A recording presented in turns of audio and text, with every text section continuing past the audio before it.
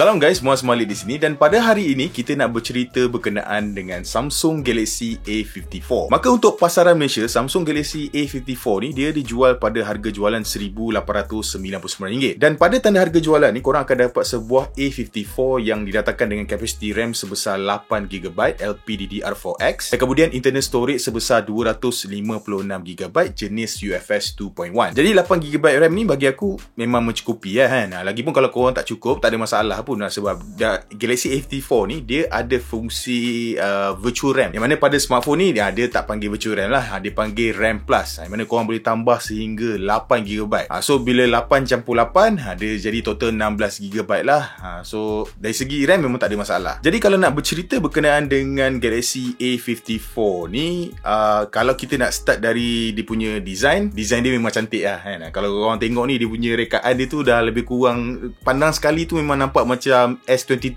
lah. So rekaan dia ni korang boleh nampak dia rekaan jenis boxy. So design language dia baru kan, nampak macam S23. Ada kemudian dia punya glass pada bahagian depan dan belakang ni digunakan Gorilla Glass 5. Lepas tu pada bahagian belakang ni juga setup kamera ni korang boleh nampak lah, ada jenis triple camera ringnya setup kan. So yalah, pandang sekali daripada jauh kan, kalau tak tengok betul-betul korang akan kata ni adalah S23 lah. So kat sini dia mungkin akan ada mixed feeling lah. Kalau korang memang pengguna A54, korang memang suka lah kan, smartphone aku nampak macam smartphone flagship. Tapi kalau korang adalah pengguna S23, mungkin akan ada rasa menyirap sikit lah. Sebab smartphone flagship korang mempunyai rupa paras yang lebih kurang macam smartphone mid-range premium ni. Tapi walau macam mana pun, kalau cerita dari segi design ni, overall memang okey lah. Bila guna pegang dekat tangan memang sedap. Cuma kalau macam sekarang ni aku gunakan warna putih kan, so dia punya belakang ni sebenarnya glossy. So kalau korang ambil warna lain, mungkin boleh nampak lah kan, kesan cap jari tu semua. Untuk warna putih ni selamat kan. Macam mana pun takkan nampak dia punya cap jari tu. Cuma kalau nak cerita pasal design ni, satu benda yang aku pelik adalah dia punya slot SIM dia. So macam kebanyakan smartphone dia punya slot SIM kan sama ada dekat bahagian bawah ataupun dekat bahagian tepi kan. Tapi A54 ni dia punya slot SIM ni dekat bahagian atas. So lama dah tak nampak design yang macam ni. So dia punya slot ni dia support dual nano SIM ataupun satu nano SIM dan satu lagi micro SD yang dia boleh support sehingga 1TB.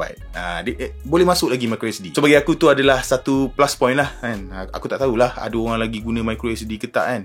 Yalah 256GB tu dah besar kot. Kemudian apa yang best ni lagi, pada segmen harga jualan ni korang akan dapat juga IP rating IP67. So ini memang bonus lah kan. Tak ada masalah lah kalau termasuk dalam air ke, air tumpah ke, kena hujan ke, tak kisahlah apa benda yang berkenaan dengan air, smartphone ni memang boleh handle semua benda tu dengan jayanya. Kemudian kalau nak cerita berkenaan dengan screen ni pun best juga. So dia screen dia bersaiz 6.4 inci Super AMOLED Full HD Plus 120Hz display. Dan seperti biasalah kan, kalau smartphone daripada Samsung ni, satu benda yang aku suka adalah dia punya color calibration Samsung memang best. So warna yang dipaparkan tu memang nampak cantik, nampak vibrant, screen dia pun memang sharp, warna hitam dia pun memang betul-betul pekat, and kemudian dia juga support HDR10 punya content kan. Dan apa yang bestnya lagi, kecerahan screen dia memang tinggi. Dia boleh pergi sehingga 1000 nits lah. So bila bawa pergi outdoor ke apa ke, tak ada masalah lah untuk korang tengok content pada screen dia ni. Dan kemudian dia punya screen ni juga dia pair dengan setup stereo speaker, dan stereo speaker dia memang bagus, aku memang boleh puji, memang best. Dan pada bahagian screen ni juga terdapatnya in-display fingerprint scanner yang sangat baik, dan kemudian dari segi dia punya vibration pun bagus. So Galaxy A54 ni sekarang dia dah menggunakan X-axis linear vibration motor lah. Jadi bila korang typing ke ataupun tekan back tu semua, apa benda vibration yang berlaku pada smartphone ni, dia memang akan terasa sangat tactile lah. So memang best. Untuk dia punya UI pula,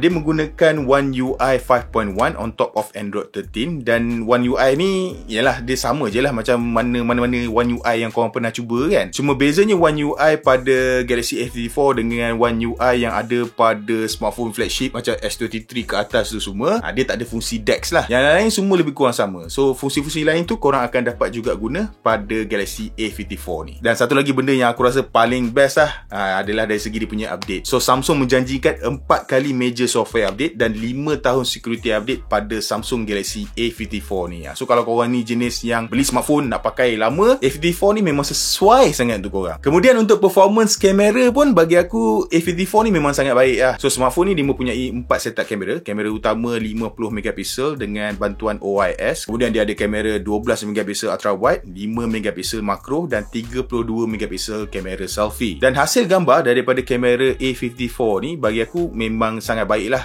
Memang kenalah dengan tanda harga jualan dia. Jadi gambar-gambar yang aku ambil kebanyakannya mempunyai contrast ratio yang sangat bagus. And then kemudian dari segi color, macam biasalah kan, color Samsung memang sangat vibrant. Kemudian dari segi detail pun memang sangat tinggi. Gambar pun memang nampak sharp, thanks to bantuan daripada OIS tu. Dan kemudian kalau bercerita berkenaan dengan portrait pun bagi aku memang nampak baik kan. Dari segi potongan semua memang nampak kemas gila. Dan kemudian gambar pada waktu malam pun bagi aku memang nampak cantik lah. Dia ada fungsi auto night mode, so dia akan ambil gambar malam tu secara automatik. Kemudian untuk video pun best juga. Korang boleh rekod pada setting tertinggi 4K 30 frame per second pada kesemua kamera yang ada pada Galaxy A54 ni. Tak kisahlah korang guna kamera utama dia ke, kamera ultra wide ke, kamera selfie ke, semua boleh rekod gunakan 4K. So bagi aku benda tu memang satu bonus lah. Dan kalau korang rekod video 4K ni untuk kamera utama dia, hasil video memang cantik dengan penstabilan yang sangat baik. Jadi so far kalau korang tengok penawaran yang ada pada Galaxy A54 ni, bagi aku sangat mengancam lah kan. Memang adalah upgrade kalau nak dibandingkan dengan Galaxy A53 dulu. Dan upgrade ni pun ada juga pada dia punya chip pemprosesan dia. Jadi Galaxy A54 ni dia menggunakan chip yang terbaru iaitu Exynos 1380. Dan komen ringkas aku berkenaan dengan 1380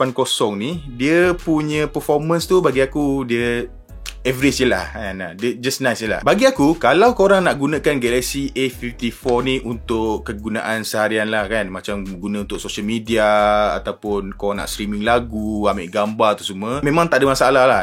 Memang korang akan boleh gunakan semua, korang boleh buat semua aktiviti tu dengan jaya. Memang takkan jumpa lah sebarang hiccup ke apa ke, tersangkut-sangkut ke, benda tu memang tak ada. Kekurangan yang aku nampak yang ada pada Exynos 1380 ni, mainly kalau korang decide untuk beli A54 ni untuk korang main mobile gaming. Sebab kat sini lah baru kita boleh nampak lah dia punya kelemahan dia tu, ataupun ketidakcukup poweren pada Exynos 1380 ni. So setting grafik yang aku rasa paling sesuai untuk korang guna untuk dapatkan gameplay yang stable bila korang main game pada A54 ni, aku rasa adalah lebih kepada medium lah. Jangan harap lah kan korang nak letak pada setting grafik yang paling tinggi tu, memang tak dapat lah. Boleh letak tinggi tapi dia punya gameplay tak smooth lah. So tu satulah. Dan kemudian kekurangan yang seterusnya berkenaan dengan Exynos 1380 ni adalah dari segi optimization game tu sendiri. So contohnya kalau korang main PUBG Mobile ataupun korang main Mobile Legend kan, dalam Mobile Legend korang tak boleh letak setting grafik yang ultra. Dan kemudian pada PUBG Mobile pun buat masa sekarang korang tak boleh nak letak pada setting frame rate yang tinggi kan. So itulah kekurangan yang aku nampak yang ada pada Exynos 1380 ni. Dia bukannya chip pemprosesan yang tak bagus kan. Dia okey, memang tak ada masalah untuk gunakan. Cuma aku bagi tahu ni, kalau let's say korang memang decide untuk beli Galaxy A54 ni sebab korang nak main game, dan kat sini aku memang akan cakap terus terang lah kan. Aku rasa lebih baik untuk korang tengok elsewhere lah, tengok brand-brand lain lah. Sebab aku rasa pada harga jualan tu brand-brand lain akan mampu untuk cater korang punya keperluan tu. Tapi itulah, bila korang pergi brand-brand lain tu, korang jangan minta lebih lah. Memang tak dapat lah kan. Macam Galaxy A54 ni korang akan dapat IPCT7, ada in-display fingerprint scanner, ada slot micro SD, ada setup kamera kan, boleh record 4K semua kamera. Itu memang korang tak dapat lah. Kalau korang nak semua benda tu, korang kena go for Galaxy A54 ni lah. Jadi kesimpulan untuk dia punya performance ni, untuk day to day usage tak ada masalah. Okay, bila kalau korang nak main game pun okay, tak ada masalah. Dia tak ada isu overheating ke apa ke, semua memang okay je. Cuma benda yang aku tekankan adalah dari segi kemampuan grafik korang tak boleh nak letak tinggi, dan kemudian dari segi optimization chip Exynos 1380 untuk game yang korang main. So korang kena take note benda tu before korang decide untuk beli Galaxy A54 ni. Lepas tu kalau nak cerita berkenaan dengan bateri pula, ini sebenarnya aku malas nak cerita pasal bateri. Sebab bateri dia besar, 5000 mAh kan. Memang takkan ada masalah lah kan. Cuma kalau aku nak komen sikit, aku rasa ada dua lah. Satu adalah kalau korang beli Galaxy A54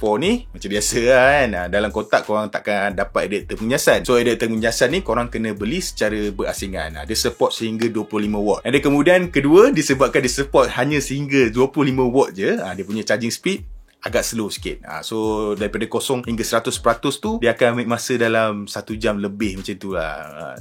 Lama sikit lah nak kena tunggu.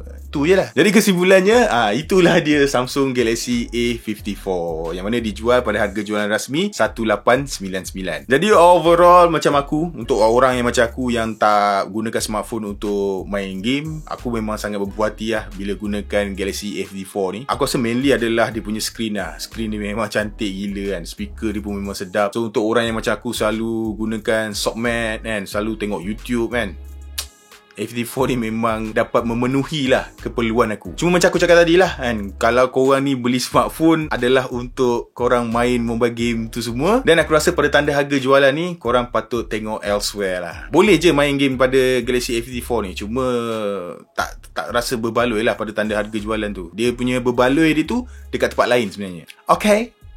Jadi guys, aku rasa sampai di sini saja video kita untuk hari ini. Aku akan letakkan link pembelian untuk Galaxy A54 ni dekat dalam description box di bawah. Macam biasa, kalau korang rasa video ni best, jangan lupa untuk tinggalkan like dan subscribe. Kita berjumpa lagi di video yang seterusnya. Bye-bye.